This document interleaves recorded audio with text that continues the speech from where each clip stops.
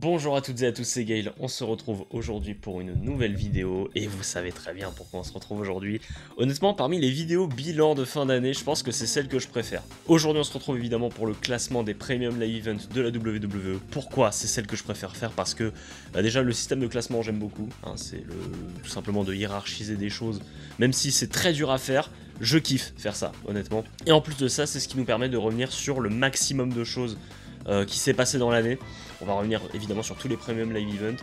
Je tiens à préciser que j'hésitais à inclure Saturday Night Main Event dedans, mais officiellement c'est pas réellement un Premium Live Event, même si il nous l'est vendu en tant que tel, parce qu'on a quand même 3 matchs de championnat, et surtout parce qu'au moment où je tourne, c'est ce week-end. En fait je tourne tout en avance parce que je vais avoir une période où je vais absolument pas pouvoir tourner, donc je tourne en avance. Donc Saturday Night Main Event ne sera pas inclus dans ce classement. Je suis rentré très vite dans les petits disclaimers de début de vidéo. Avant de commencer, n'hésitez pas à liker la vidéo si vous passez un bon moment évidemment. On va passer un bon petit moment ensemble. L'an dernier la vidéo avait duré plus de 30 minutes, il y a moyen que cette année ce soit encore plus long, donc prenez votre temps, n'hésitez pas à prendre un petit thé pour débattre avec moi, n'hésitez pas à écouter ça en podcast, je sais pas moi si vous avez YouTube Premium. Là on va passer un bon petit moment ensemble, vous allez pouvoir vous insurger sur mes goûts, mais du coup likez si vous êtes content de vous insurger. Et surtout abonnez-vous si vous voulez avoir la suite des autres vidéos, tout ça. Alors, je dois faire quand même un gros disclaimer avant de commencer cette vidéo qui va avoir quand même son importance dans ce classement. C'est que l'année 2024 a été très particulière de mon côté. Je vous en parlerai certainement plus en détail lors de la vidéo bilan de l'année. En gros, oui, cette année j'ai raté 3 shows. Il y a 3 shows que je n'ai pas vus dans les conditions du direct et que j'ai dû rattraper dernièrement. Ces shows-là, c'est Elimination Chamber, Clash at the Castle et Money in the Bank. Ces 3 shows-là, j'ai dû les rattraper parce que tous les 3 sont arrivés à des périodes de ma vie un peu particulières, notamment Elimination Chamber, hein, je l'avais rapidement évoqué lors de la vidéo prono. Donc voilà, même si les shows étaient pour certains très qualitatifs, ils risquent d'être... mon jugement vis-à-vis d'eux risque d'être altéré parce que j'ai pas vécu les émotions que j'aurais dû vivre en regardant les shows.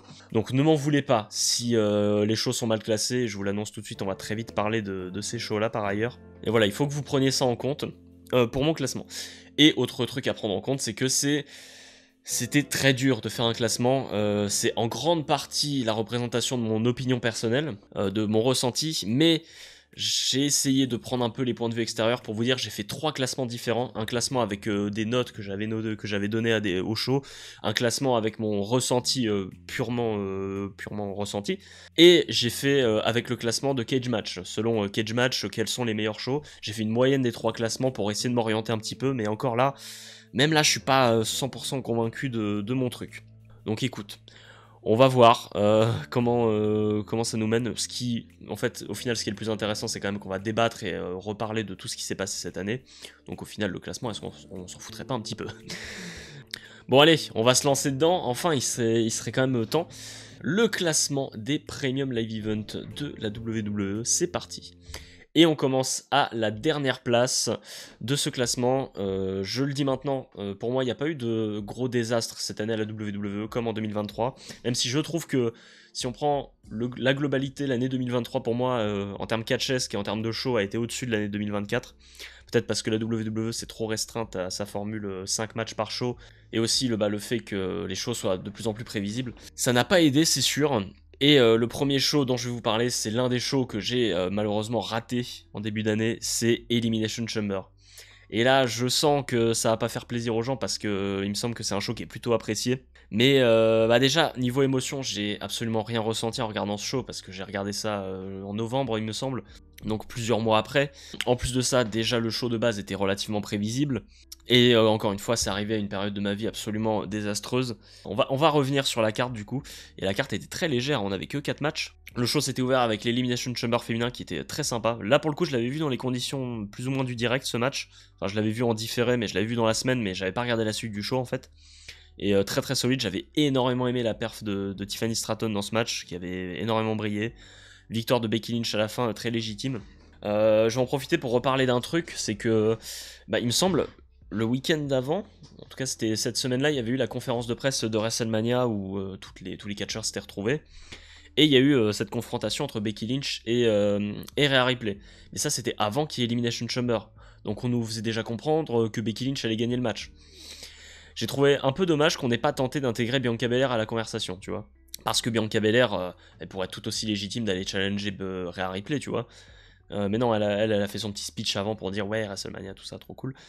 Mais même si c'est Becky Lynch qui gagne à la fin, je me dis ajouter Bianca Belair à l'équation pour rajouter un peu de suspense et à juste se dire mais est-ce que c'est vraiment Becky Lynch qui va gagner? Je sais pas, ça aurait pu aider un peu ce match, même si pour autant c'était quand même très qualitatif. Ensuite, ça a été pour moi le match de la soirée, le Judgment Day contre New Catch Republic. Match par équipe très très sympa, un public qui était plutôt investi. Alors le public était particulier quand même pour Elimination Chamber, c'est que c'était dans un grand stade où le public était un peu loin du ring pour certains, mais pour le coup il y a quand même eu une très belle ambiance et ça a beaucoup chanté, même si ça se ressentait pas tant que ça au niveau du show, c'était quand même sympa. Et le match était plutôt qualitatif, victoire du Judgment Day, c'était totalement logique, Finn Balor et Damien Priest. L'Elimination Chamber masculin, sympathique, Drew McIntyre a carry le match pour moi, il gagne en plus, je vous l'ai déjà dit, pour moi c'est le meilleur catcheur de l'année, Drew McIntyre.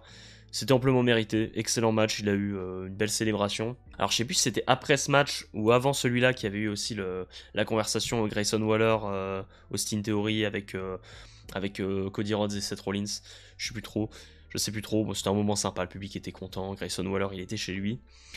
Et le main event, Rhea Ripley contre Nia Jax, honnêtement j'ai rien retenu de ce match, je l'ai pas trouvé forcément fantastique. Ce qui est sympa, c'est quand même de voir Rhea Ripley qui célèbre avec son public, elle a son moment devant son public. Il me semble quand même qu'il y a un moment où, je sais plus si c'est Rhea Ripley ou Nia Jax qui passe à travers la table, mais ouais, il n'y a pas grand chose à retenir de ce match. Et honnêtement, le show m'a laissé un petit peu indifférent, on va pas se mentir. Et ouais, je sais que c'est un show je sais que c'est pas le show le moins apprécié du grand public, mais je pense que c'est clairement celui qui m'a laissé le plus indifférent, malgré le fait qu'il y a eu quand même beaucoup de qualité dans celui-ci. Et je pense qu'il est bien à sa 13e et dernière place. On passe au numéro 12. Le numéro 12, là c'est un show qui pour le coup a fait beaucoup plus débat. On l'a pas mal évoqué lors de la vidéo du top 10 de mes catcheurs préférés.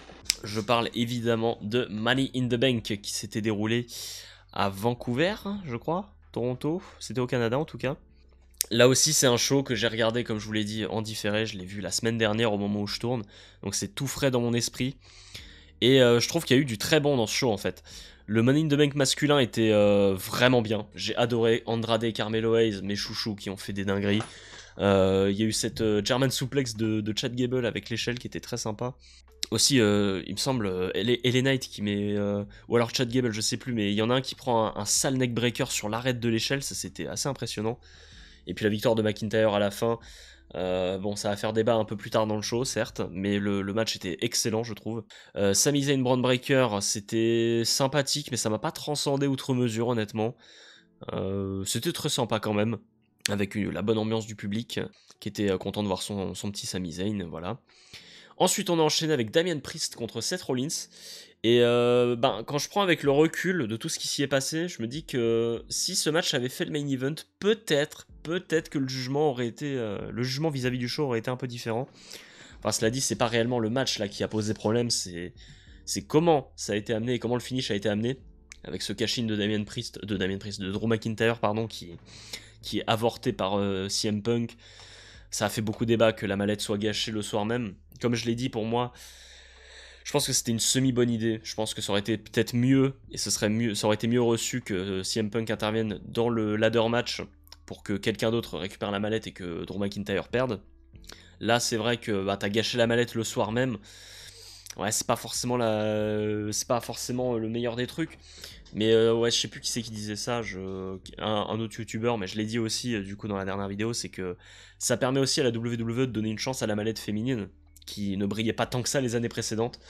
Donc écoute, c'est peut-être un mal pour un bien. Et justement, en parlant de ça, le Money in the Bank féminin derrière était très très cool. Victoire de Tiffany Stratton qui était logique. Chelsea Green qui avait un super accueil de la part du public, c'était vraiment cool de voir ça. Elle était chez elle en même temps. Et en plus, elle prend un de ses bumps à la fin. Oh là là là là, le bump qu'elle prend, c'est complètement insensé. Elle tombe de l'échelle et elle va à l'extérieur du ring tomber dans des tables, c'est impressionnant. Et derrière ça, Tiffany Stratton remporte le match. Incroyable. Pour beaucoup, c'est au-dessus du Money in the Bank masculin. Moi, je sais pas. J'avoue que le masculin, j'ai adoré. Il y a aussi, en plus, dans le masculin, il y a ce Sunset Flip Powerbomb d'Andrade, je crois, sur Carmelo Hayes en haut de l'échelle. Une masterclass. Mais ouais, ça se vaut pour moi, les deux matchs sont extrêmement solides. Et après, donc, on a le main event opposant la Bloodline de Solo Sikoa à l'équipe de Cody Rhodes, Kevin Owens et Randy Orton. En fait, le truc, c'est que déjà que les matchs de la Bloodline, c'est pas forcément des plus divertissants quand tu regardes avec les conditions du direct. Là, tu regardes en différé, sans l'enjeu. En plus, ouais, c'est ça, c'est terrible. T'as même pas Cody Rhodes qui défend le titre. Il aurait pu défendre contre Solo Sikoa ce soir-là, tu vois. Ouais, ce match m'a laissé complètement indifférent. Et c'est de la Bloodline dans le texte, hein. On va pas se mentir. Quand on parle de la Bloodline, qu'on a des matchs par équipe, c'est souvent comme ça. Et ouais, je pense que c'était pas le bon move pour clôturer le show. Je pense que Damien Priest et Seth Rollins auraient dû clôturer le show. Ça aurait été beaucoup plus légitime au vu de tout ce qui s'y est passé. Parce qu'au final, dans ce match-là, le main event, il s'est pas passé grand-chose. Je crois qu'il y a juste... c'est juste que l'équipe de Solo Sikoa gagne. C'est le bon move, en plus, en faisant le tomber sur Cody Rhodes. Mais ça s'arrête là, en fait. Il y a rien à retirer de ce match, forcément, quoi. C'était pas horrible, tu vois, mais c'était juste de la Bloodline, quoi. Et je reconnais que oui, c'est chiant par moment, on s'emmerde. Mais enfin voilà, Money in the Bank, 12ème place, très légitime. Je pense que certains l'auraient mis en dessous d'Elimination Chamber, ce que je comprends. Mais j'avoue que les deux Money in the Bank ladder match, j'ai tellement kiffé que pour moi ça a aidé beaucoup. On passe à la 11ème place, et celui-là, il a de la chance que je l'ai pas mis plus bas, et je pense que ce qui joue en sa faveur, c'est que je l'ai vécu en direct, celui-là.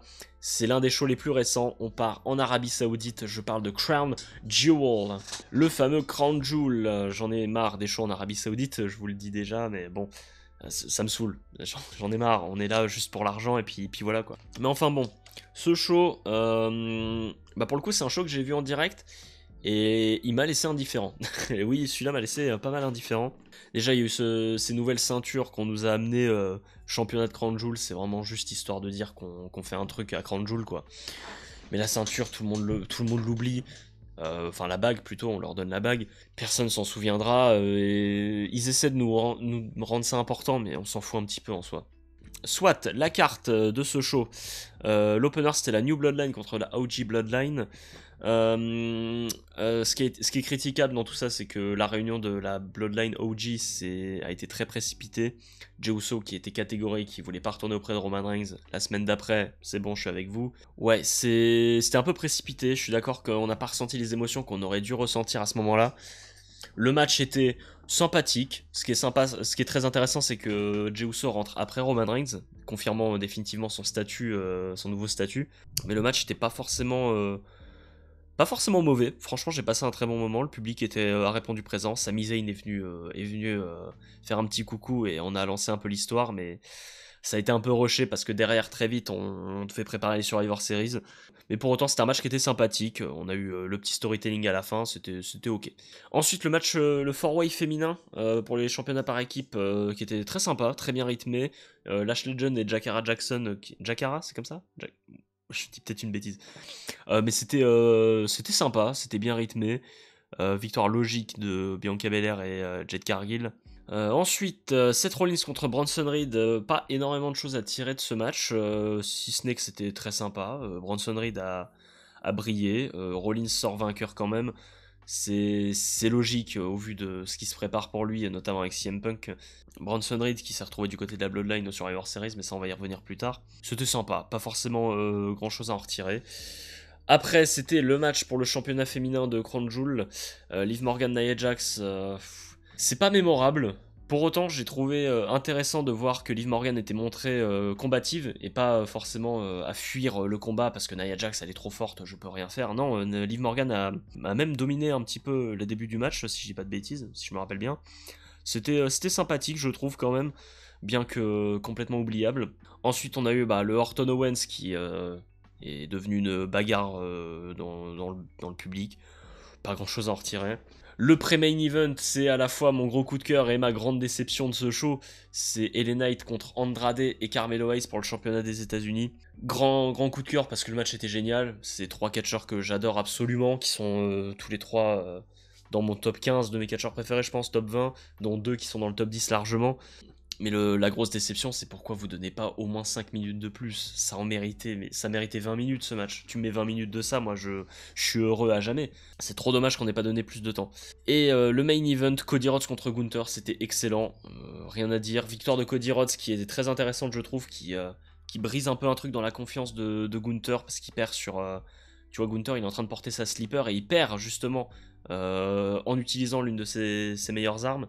Je trouve que c'est intéressant. Le résultat a peut-être déçu certaines personnes qui attendaient de voir Gunther gagner. Moi, je pense que c'était le bon move en vrai avec le recul. Le match était excellent, mais pour autant, le show m'a laissé un peu pantois, comme dirait Sturi. Il n'y a pas grand chose à en retirer. Au niveau des émotions, je n'ai quasiment rien ressenti, si ce n'est dans l'opener et pour le match de jeu du championnat des États-Unis. Le reste, c'est anecdotique en soi. Et ce show a la chance que je l'ai vu en direct pour être classé aussi haut. À la 10e place, un gros morceau quand même, hein, mine de rien. Beaucoup l'auraient mis beaucoup plus haut, je pense. Bash in Berlin, en Allemagne évidemment. Le show qui était teasé depuis, qui a été annoncé même avant Backlash l'an dernier, hein, donc ça fait un moment qu'on est au courant.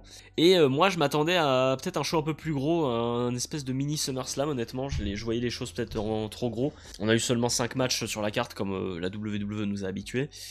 Mais c'était quand même de la grande qualité ce qu'on a eu.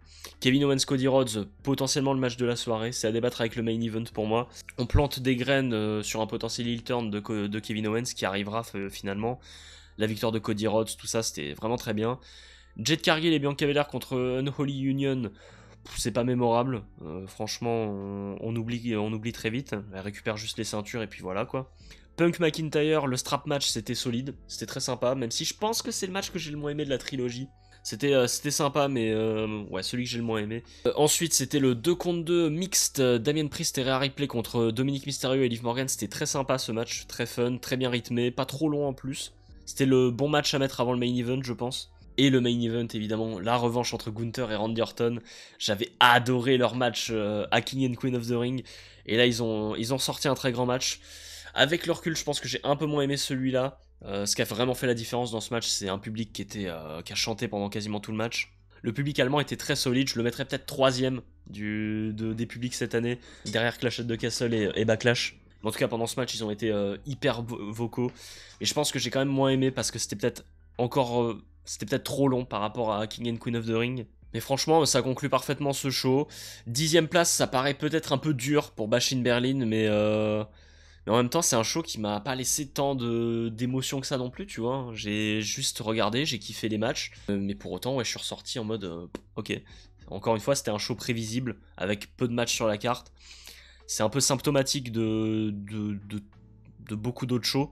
Et pour autant, je dis pas que le show était mauvais. Pour moi, aucun des shows cette année a été réellement mauvais. C'est juste que par rapport au ressenti de certains, voilà, c'est comme ça. Donc Bash in Berlin, 10ème, on passe à la 9ème place. Et la 9ème place, je sais que là aussi c'est un des shows qui fait pas l'unanimité, pour beaucoup il aurait été en dessous de Bash in Berlin. Mais moi il y a toujours un truc particulier avec cet événement, il y a toujours une petite sauce harissa, tu vois, un peu pimentée. Alors, évidemment, c'est notre petite Madeleine de Proust à tous, c'est le Royal Rumble. Et je sais qu'il a pas fait l'unanimité ce Royal Rumble, je sais que ça a été critiqué, que les résultats, comment tout a été amené. Mais maintenant laissez-moi vous parler de mon avis. Le Rumble féminin qui est ouvert, c'était très sympathique. Le retour de Naomi, on est super content. La victoire de Bayley à la fin pour la consécration. Les débuts enfin de Jade Cargill également, qui a fait une sacrée perf, qui élimine Nia Jax dans un moment que j'ai trouvé génial. Là, en tout cas, la consécration pour Bayley, c'est amplement mérité. Le 4-way pour le championnat de la WWE où Roman Reigns défend contre Orton, Styles et LA Knight hier. C'était bien, mais en fait... pas forcément aux attentes, je trouve. En fait, on savait que Roman Reigns gagnerait, mais ouais, je sais pas, on est resté un peu sur notre faim. Je trouve qu'LA Knight et AJ Styles ont vraiment été ceux qui ont fait la différence dans ce match. Et même si un Orton Roman Reigns aurait été peut-être mieux ou plus attendu, je trouve que AJ Styles et LA Knight méritaient bien leur place dans ce match et ouais, c'était sympa sans être transcendant quoi. C'était ok. Par contre, un de mes petits coups de cœur de l'année, Kevin Owens contre Logan Paul pour le championnat des États-Unis, ça valait le détour quand même. C'est pas un match qui est trop long. T'as un finish un peu audacieux où c'est Kevin Owens qui est disqualifié finalement et le match était plutôt sympa. Et enfin, on a le Rumble masculin qui a fait pas mal débat parce que trop prévisible encore, je pense. Mais laissez-moi vous dire que moi j'ai adoré. Déjà, au niveau des apparitions et des retours, Andrade, déjà moi tu me mets Andrade, le Rumble il est déjà top 3 de mes Rumble préférés. Bon, j'abuse un peu, certes, mais on a vu Carmelo Hayes aussi qui a brillé dans ce match. Braun Breaker qui certes n'a pas été là très longtemps, mais ce face-off avec Omos, personnellement j'ai kiffé. Voilà, Change My Mind, moi j'ai kiffé. Et puis t'as un Final Four entre les 4 favoris, CM Punk, Drew McIntyre, Gunther et Cody Rhodes. Et même si cette finale pour beaucoup a été trop longue entre CM Punk et Cody Rhodes, moi je kiffais. Mais en plus je m'étais fait spoiler le show, hein, mais pourtant j'ai kiffé. Cette finale entre Cody Rhodes et Punk, j'ai kiffé, j'ai passé un bon moment, le public était à fond. T'as ce moment où Cody Rhodes remporte le match et vient pointer Roman Reigns après, un grand moment. Et ouais, le Rumble, c'est... Oh, je le mettrais peut-être même au-dessus du 8ème. Hein. Je le mettrais peut-être au-dessus du 8ème maintenant, en reparlant là. Ah, je sais pas, le Rumble, il y a toujours ce truc spécial, même quand c'est pas si phénoménal. Là c'est vraiment l'aspect objectif qui a fait que je l'ai classé aussi bas, je pense. Bon, allez, on passe à la 8ème place. Et je suis un peu surpris de l'avoir mis aussi haut finalement, ce show, même si quand je regarde la carte, c'était très solide. Je parle bien sûr du premier show qu'on a eu en Arabie Saoudite cette année. C'est King and Queen of the Ring, le retour de cet événement si particulier de la WWE qui date de belle lurette. Je me demande même si c'est pas plus vieux que le Royal Rumble ce truc. Et King and Queen of the Ring n'a pas déçu cette année, hein. Il passait après Backlash en plus, là où la hype commençait un peu à descendre déjà de mon côté et du côté de beaucoup de gens en France. Et puis passer après Backlash, c'est pas évident, on va pas se mentir. Je suis peut-être chauvin, mais on va être honnête, c'est un des meilleurs shows de l'année. Et franchement, quand je revois la carte, je repense au match qui était dessus, mais c'est un quasi sans faute en fin de compte. Liv Morgan contre Becky Lynch, c'est un de mes matchs féminins préférés cette année. Alors pour beaucoup, ça va paraître un peu fébrile, mais en même temps, j'ai envie de dire, la division féminine cette année n'a pas eu autant de grands matchs que l'an dernier, par exemple. L'an dernier, t'avais Rhea Ripley contre Charlotte, Bianca Belair contre Asuka, voici Bianca Belair, Asuka. En Arabie Saoudite, c'était sympathique. À WrestleMania, c'était sympa quand même. Enfin bref, qu'est-ce que je m'égare. T'as eu du coup plutôt Bianca Belair contre Io Sky, c'est ça que je voulais dire.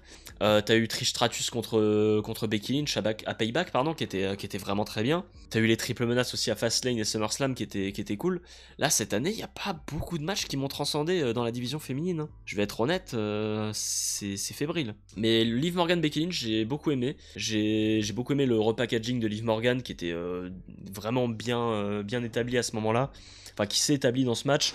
Elle remporte le titre en plus, il y a Dominic Mysterio qui est impliqué tout ça. Ensuite on a le triple menace entre Sami Zayn, Chad Gable et Bronson Reed pour le championnat intercontinental, excellent, le public est à fond. Ensuite on a eu Nia Jax contre Lyra Valkyria, la finale du tournoi Queen of the Ring, et là pareil c'était plutôt solide pour un match de Nia Jax. Lyra Valkyria qui a été montrée plutôt crédible, qui a eu une sacrée run d'ailleurs sur le tournoi, où elle bat Io Sky je crois qu'elle bat Io Sky. Mais ouais, c'était plutôt solide. Le finish était vraiment sympa avec le Banzai Drop, alors que Lyra Valkyria a tenté de porter une powerbomb, c'était assez impressionnant. Ensuite, mon gros coup de cœur de l'année, franchement, Gunther contre Randy Orton, c'était excellent. Et comme je disais avec le recul, je pense que j'ai préféré celui-ci à celui de Bashin Berlin. Peut-être parce que déjà il est quand même beaucoup moins long, c'est presque un quart d'heure moins long, beaucoup plus digeste du coup. Un peu plus digeste, du bon catch old school à l'ancienne, sans forcément de grosses fioritures, des gros feux d'artifice, des saltos, tout ça. Même si j'adore ce genre de catch, hein, j'adore Will Ospreay, tout ça. Mais un bon match old school comme ça, de temps en temps, ça fait du bien. Et Gunther et Randy Orton nous l'ont parfaitement amené, je trouve, à ce moment-là. La consécration pour Gunther, prévisible, mais amplement méritée, qui va le conduire à SummerSlam derrière. Et le main event, Cody Rhodes contre Logan Paul. Bon, ça me fait toujours autant grincer des dents de voir Logan Paul dans ce genre de spot, à ne pas défendre le championnat des États-Unis et à se retrouver là juste parce que il fait des vues, mais c'est logique de la part de la WWE de vouloir le mettre là. Mais voilà, la présence de Logan Paul à ce moment-là, ça m'embête un peu. Mais pour autant, ils ont sorti un immense match. Cody Rhodes en même temps, on est habitué. Logan Paul, il sait faire quand même. On sait qu'il est pas mauvais dans le monde du catch, bien au contraire. Et oui, franchement, c'était une parfaite conclusion à ce show qui, mine de rien, était vraiment bon. Et là, en reparlant, en fait, c'est pas si déconnant qu'il soit au-dessus du Royal Rumble. Ouais, ça me paraît bien. Nous passons désormais à la 7ème place. Et cette fois-ci, je vais vous parler de la nuit 1 de WrestleMania. Et oui, comme l'an passé, on va séparer la nuit 1 et la nuit 2 de WrestleMania, qui sont deux shows assez distincts. La nuit 1 de WrestleMania, qui jusqu'à maintenant nous avait plutôt habitués à être meilleure que la nuit 2, cette année c'était un peu moins le cas, même si il y a eu du bon. L'opener Becky Lynch Rhea Ripley, c'était très sympathique. Becky Lynch en plus, qui me semble était malade à ce moment-là. Donc pour sortir une telle performance à ce moment-là, fallait le faire quand même. Le match était très, très digeste, clairement pas le match le plus transcendant de l'année, mais pour autant, moi, j'ai passé un bon moment. Le ladder match par équipe pour séparer les ceintures, c'était sympa, c'était le gros spot fest avec ce DDT de Gargano à travers la table. Il y avait eu d'autres spots que j'avais kiffé, mais je me rappelle plus là, c'était tellement le bordel. Mais c'était cool avec les deux équipes que j'avais prédit vainqueurs, donc on est content avec Austin Theory, Grayson Waller et puis R-Truth et Le Miz. Ensuite, on a eu Andrade et Rey Mysterio contre Santos Escobar et Dominic Mysterio. Un match qui est pas forcément mémorable, mais qui était très sympathique. J'adore Andrade, donc déjà là. Mais match très sympathique, très digeste. Ensuite, par contre, c'était le drame, la plus grosse déception de l'année, et un des matchs que j'attendais le plus, que j'avais tellement envie de voir. Jey Uso contre Jimmy Uso, quoi. La storyline était... Bon, elle était ok tiers, la storyline, c'est vrai. En fait, c'est quand tu prends tout le contexte, le clip de Feud juste avant le match était phénoménal. Non, c'était pas ça. Même l'entrée de Jey Uso avec, je sais plus qui, c'était l'illusiver peut-être, je sais plus. Mais voilà, malheureusement, c'est potentiellement le pire match de l'année, hein. Ensuite, on avait eu Damage Control contre Jade Cargill, Bianca Belair et Naomi. C'était sympathique. Là, encore une fois, un match pas mémorable. C'était juste un petit showcase pour mettre un petit peu tout le monde sur la carte. Mais c'était ok, franchement. L'entrée de Jade Cargill, Bianca Belair et Naomi était vraiment stylée. Mais ouais, pas grand chose à en retirer. Sami Zayn contre Gunther, par contre. Ah là là là là. Bon, je vais devoir le dire. Mais je crois qu'au moment où je tourne, j'ai pas encore tourné la vidéo de mes matchs préférés, mais elle sera sortie certainement avant. J'ai pas particulièrement adoré ce match. J'ai beaucoup aimé le match. Je reconnais que c'est un match exceptionnel. Le finish est fou. Le moment incroyable où Sami Zayn gagne, c'est un grand moment d'émotion. Mais en fait, on attendait tellement un banger que on n'a pas été particulièrement surpris et ça n'a pas été un immense coup de cœur pour ma part. Je suis désolé. Et je pense pas qu'il soit dans le top 10 de mes matchs préférés de l'année.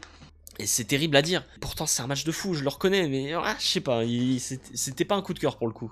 Et le main event de cette nuit 1 opposait bien entendu l'équipe de The Rock et de Roman Reigns à celle de Seth Rollins et Cody Rhodes. L'histoire qui avait été amenée était plutôt intéressante. Même si je maintiens que la WWE pour moi a changé ses plans en voyant les réactions des fans, parce que au départ c'était The Rock qui était prévu pour affronter Roman Reigns, et au final ils ont tricoté à partir de ça ce match par équipe. Et ce que j'ai beaucoup aimé, c'est déjà la quantité de star power sur l'affiche. T'as les deux champions du monde, t'as Cody Rhodes, vainqueur du Royal Rumble, qui est sur une lancée incroyable, et puis t'as The Rock, qu'on ne présente plus. Et le match, c'était long quand même, ça a duré plus de 40 minutes, mais il s'est passé beaucoup de choses. Il y a un spot notamment que j'ai retenu, vous le savez très bien si vous suivez la chaîne et que vous avez vu la review, ce stomp à l'envers de Rollins sur Roman Reigns, je l'ai trouvé absolument magistral. Puis à la fin, on a la victoire de The Rock et Roman Reigns qui définissent les Bloodline Rules pour le main event du lendemain.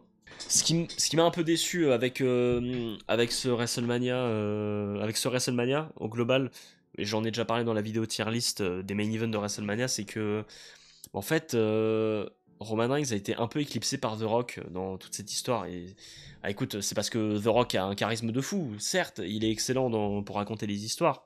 Mais c'est vrai qu'on était plus sur une rivalité Cody Rhodes The Rock que Cody Rhodes Roman Reigns en fin de compte. Et c'est peut-être le seul truc que j'ai à reprocher à ça, mais en même temps, ouais, ça a été hyper divertissant, donc on va pas s'en plaindre. Et bonne 7ème place pour la nuit 1 de WrestleMania, je pense. On passe à la 6ème place, et là, fallait bien qu'il tombe à un moment, mais je pense que beaucoup l'auraient mis plus haut. Et là, voilà, moi, ce qui a joué, c'est le fait que je n'ai pas vu le show en direct, c'est le dernier de cette liste. Clash at the Castle, bien sûr, à Glasgow, en Écosse. J'ai découvert le show, du coup, au mois de novembre, encore lui aussi. Et pour le coup, par contre, j'ai passé un excellent moment. Cody Rhodes contre AJ Styles, l'opener, excellent. Match of the year contender, dans une ambiance de fou, des gros spots, il y a de la violence, très très sympa.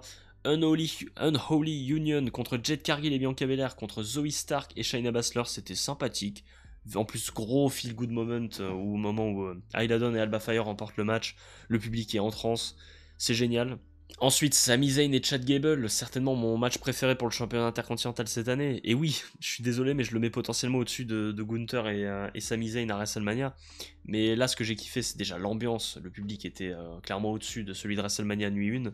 La météo avait pas aidé à la nuit 1 de WrestleMania. Mais bref, j'ai adoré ce match. Et en plus de ça, t'as l'in-ring qui est super. Et encore au-delà de ça, t'as l'histoire qui est racontée avec l'Alpha Academy, Chad Gable, avec Otis, avec Maxine. C'était vraiment super. Et même voir ça sans le contexte et avec le recul, c'est excellent. Bailey Piper Niven, le match m'a pas forcément transcendé, mais le public a fait la diff. Piper Niven qui a une standing ovation à la fin, le public est à fond derrière elle, c'est une belle image quand même.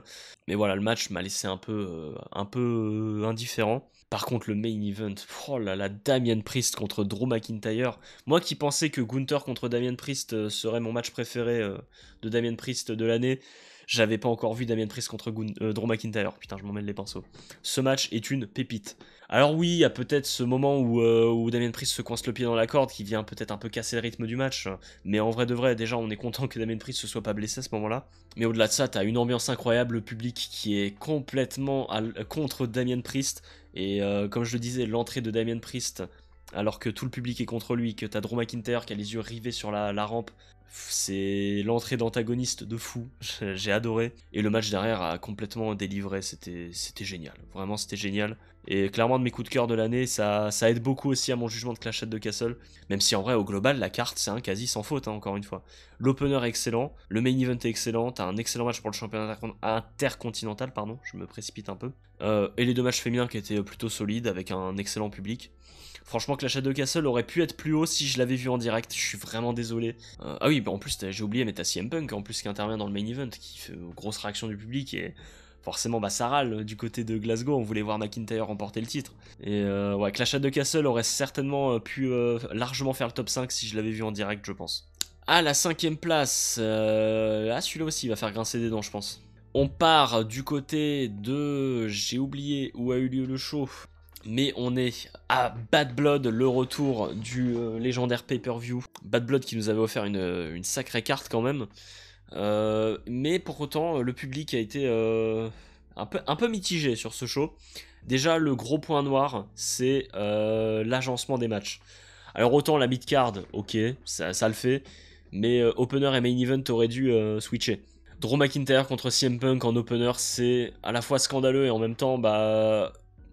c'est pas si mal parce qu'au moins t'es sûr d'avoir le public chaud pour le match. Mais ça aurait clairement dû faire le main event. Et puis quand on voit que le match qui nous ont sorti, mais c'est du grand art. C'est du grand art ce Drew McIntyre contre CM Punk. L'un des plus grands matchs de tous les temps probablement. Et c'est ce qui fait en grande partie que le show est classé aussi haut, je pense. C'est oui, clairement un des matchs de l'année. Hein. Après je tourne avant le top 10 de mes matchs de l'année. Je suis pas sûr de l'avoir mis premier. Je suis encore en train de me tâter, mais je sais pas.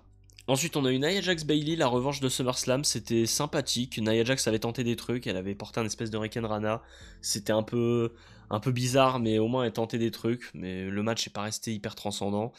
Damien Priest Finn Balor, c'est pas ce que ça aurait dû être. Ça aurait dû être un match certainement plus violent. Je pense qu'il aurait fallu une stipulation.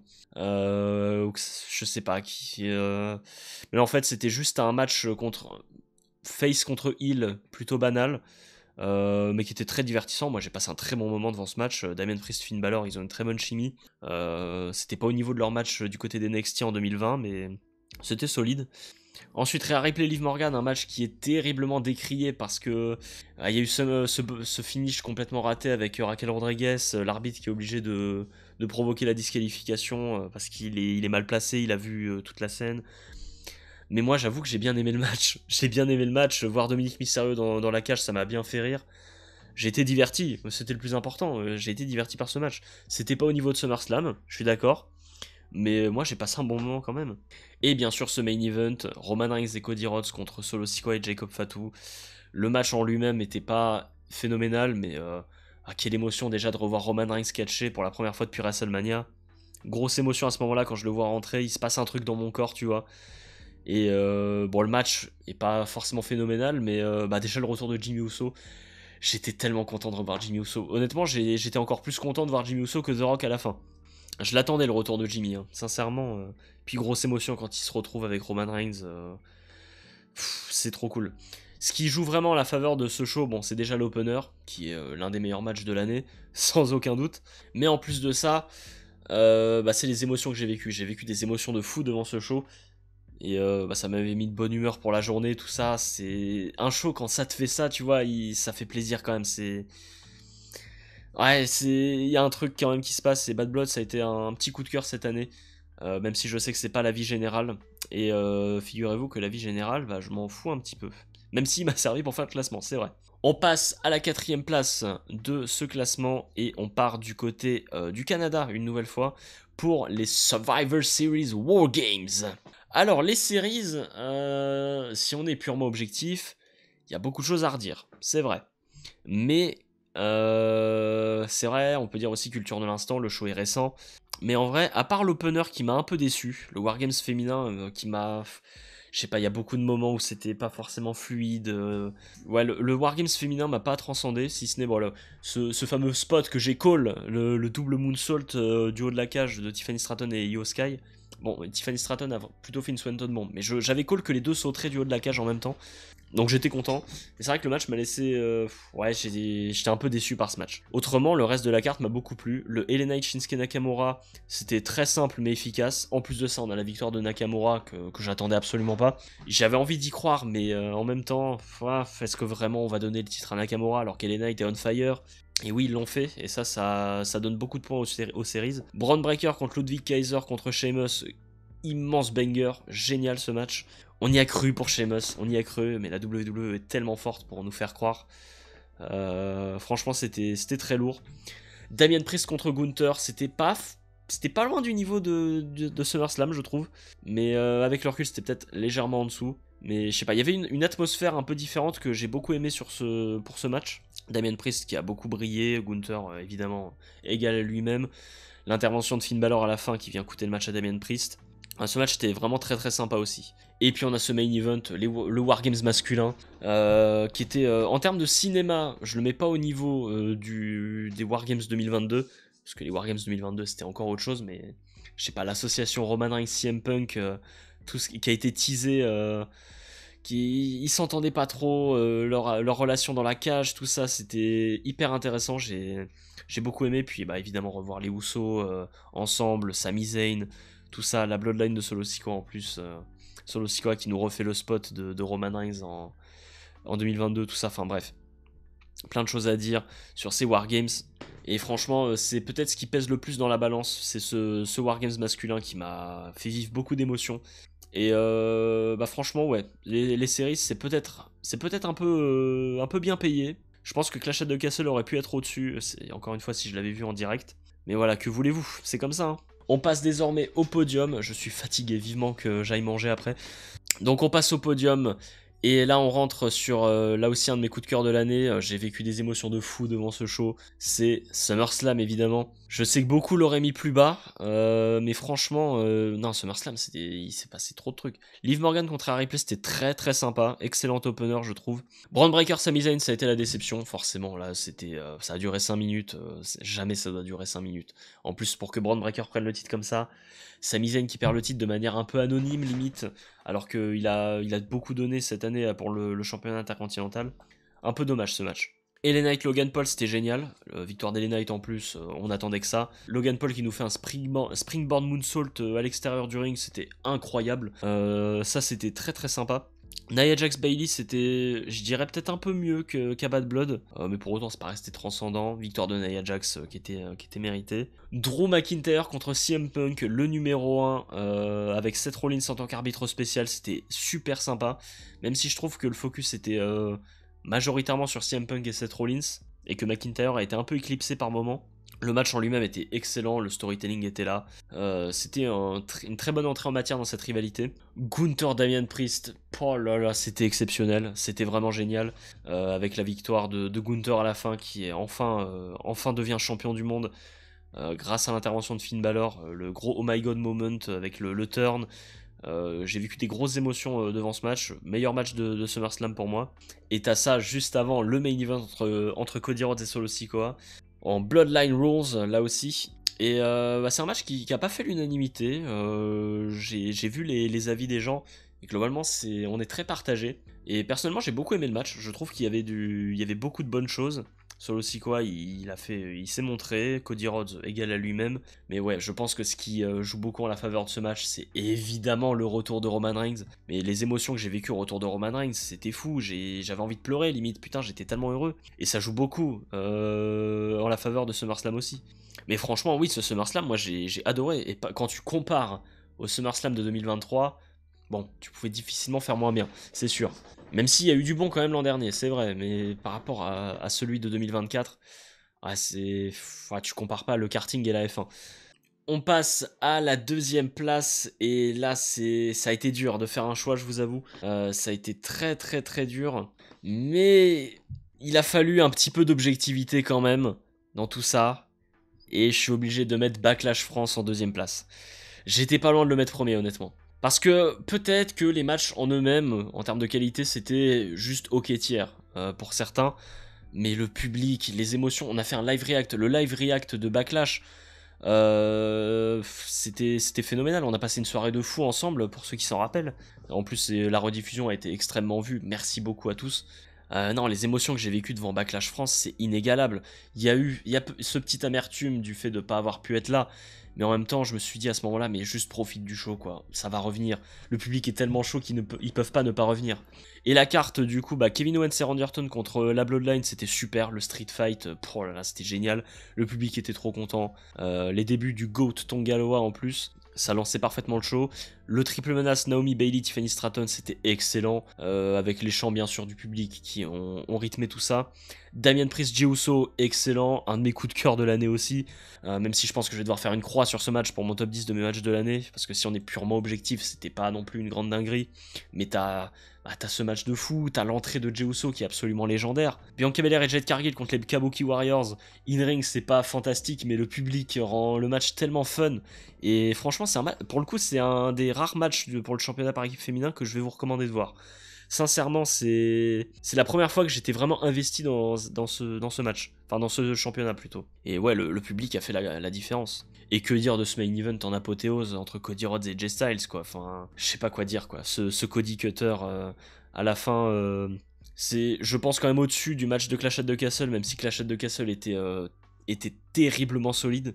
Mais ça vient conclure un show en France, une première en France, mais absolument magique, quoi. On a vécu quelque chose de magique. Et ça, j'oublierai jamais. Mais voilà, il y a eu cette petite touche d'objectivité qui m'a fait me dire waouh, calma, il y a quand même WrestleMania Nuit 2, et on va y venir. Et oui, la première place de ce classement, c'était... Bah oui, maintenant vous le savez, hein, par élimination, c'est évident. On part en Nuit 2 de WrestleMania. Et la Nuit 2 de WrestleMania, à part un match qui est complètement oubliable, le reste c'est que des bangers. L'opener c'était Drew McIntyre contre Seth Rollins, tu pouvais pas faire meilleur choix d'opener, je trouve. Le match était peut-être court mais terriblement intense, terriblement bien rythmé, j'ai trop envie de le mettre dans le top 10 de mes matchs préférés de l'année parce que c'était juste trop bien. T'as le cash-in de Damian Priest à la fin. C'est pas vraiment le même match en lui-même, mais en soi on peut le compter dedans et ça compte dans le jugement du show de toute façon. Le cash-in de Damian Priest, la consécration, j'étais tellement heureux de voir Damian Priest champion après toutes les critiques qu'il avait eues et voir autant de gens unanimes sur le fait qu'il soit devenu champion. Qu'est-ce que c'est cool, quoi. Bon, ce qui a suivi, c'était le match un peu osef de la carte, même de tout WrestleMania, c'était le nouveau Hurt Business contre le Final Testament.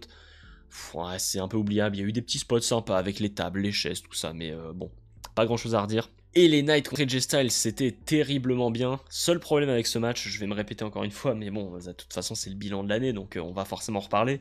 C'est pendant ce match que je me suis fait spoiler le main event de la nuit 2 entre Cody Rhodes et Roman Reigns, parce que je voulais juste voir combien de temps il restait, tu vois, sur le network. Puis le truc c'est que le network en haut à droite, ils te disent ce qu'ils sont en train de diffuser en direct. Et ils étaient en train de rediffuser WrestleMania 40. Le problème c'est que la miniature de ce contenu, c'était Cody Rhodes qui tenait la putain de ceinture. Allez vous faire foutre. Du coup, j'étais abattu. Hein. Moralement, j'avais plus envie de voir la suite, hein, honnêtement. Pour vous dire, LA Knight et Jay Styles, j'ai dû revoir le match plus tard pour pouvoir l'apprécier à sa juste valeur. Mais en fait, je crois que j'avais même passé le match pour voir la suite, tellement j'étais dégoûté. Et la suite, c'était quand même très solide. Logan Paul, Randy Orton et Kevin Owens. Même si j'étais de mauvaise humeur, le match était très très cool. Il s'est passé plein de trucs sympas. L'entrée de Randy Orton et Kevin Owens ensemble sur la petite voiturette de golf, c'était terriblement cool. La victoire de Logan Paul qui fout un peu le seum, mais en même temps, il est fort, hein, faut l'admettre. Et par contre, le match qui a suivi, Bayley contre Io Sky, Ce match restera dans mon cœur à jamais pour beaucoup de raisons. Bah déjà parce que le match était excellent, c'est la victoire de Bayley. Mais justement, c'est parce que j'étais de très mauvaise humeur, comme je vous l'ai dit, parce que je m'étais fait spoiler le seul match que je voulais pas me faire spoiler dans toute ma vie. Et bah, j'ai regardé ce match et je me disais, ah putain, il me faut un gros feel-good moment pour me remettre bien là. Il y a ce match, c'est génial, le public est dedans, elle nous raconte une superbe histoire, le catch est génial, alors que pourtant, leur storyline est passée au troisième plan, personne n'en avait rien à faire, même la WWE. Et pourtant, le match était génial. La victoire de Bayley à la fin, j'avais la petite larme à l'œil, et je me suis dit, bah c'est bon, je suis prêt pour profiter du main event quoi qu'il arrive. Et heureusement que j'ai vu ce match du coup, parce que je vous avoue que j'étais à deux doigts de ne pas regarder le main event à ce moment-là. J'étais à deux doigts. Mais heureusement, je me suis lancé.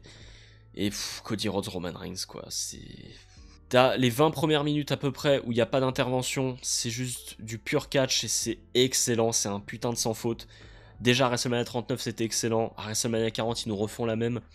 Et puis t'as l'overbooking à la fin où ça part en couille, t'as Solo Sikoa, t'as John Cena, t'as les Usos, t'as The Rock, t'as l'Undertaker, ça part dans tous les sens, t'as Seth Rollins aussi, avec la symbolique de « je serai ton shield » que Seth Rollins avait dit à Cody Rhodes. Et Roman Reigns qui, aveuglé par sa haine de Seth Rollins, vient perdre le match à cause de ça. Le moment à la fin où Cody Rhodes gagne, c'est légendaire, c'est un des plus grands moments de l'histoire du catch. Et bah oui, non, même si sur le moment, bah j'ai pas vécu le match comme j'aurais aimé le vivre, putain c'était bien. Et bah ce match est une des grandes raisons de la première place de la nuit 2 de WrestleMania dans mon classement. Même si tout le reste de la carte était globalement très très solide. Mais franchement, ouais, non, ce Cody Rhodes Roman Reigns, c'est... Bah, comme je l'ai dit dans la tier list, c'est pour moi le main event de WrestleMania que j'ai préféré de toute l'histoire. Même si j'ai pas vécu autant d'émotions que je l'aurais espéré, c'est indéniable que ce match est légendaire. Et cette nuit 2 de WrestleMania est légendaire en elle-même. Et pour moi, ça mérite largement la première place de mon classement. Bon, eh bien, ça fait une bonne heure que j'enregistre, je n'en peux plus, j'ai mal à la gorge. Mais en tout cas, j'espère que la vidéo vous aura plu. Excusez-moi si le classement ne reflète pas votre pensée, n'hésitez pas à le dire calmement dans les commentaires. On est là pour débattre tranquillement. On est en fin d'année, on est tous heureux d'être fans de catch, donc voilà. Si vous avez passé un bon moment en ma compagnie, likez la vidéo en masse. Et abonnez-vous bien sûr, on vise les 1100 abonnés avant la fin de l'année, je pense que c'est jouable. Et eh bien on se retrouve dans de prochaines vidéos. C'était Gaël, arrivederci.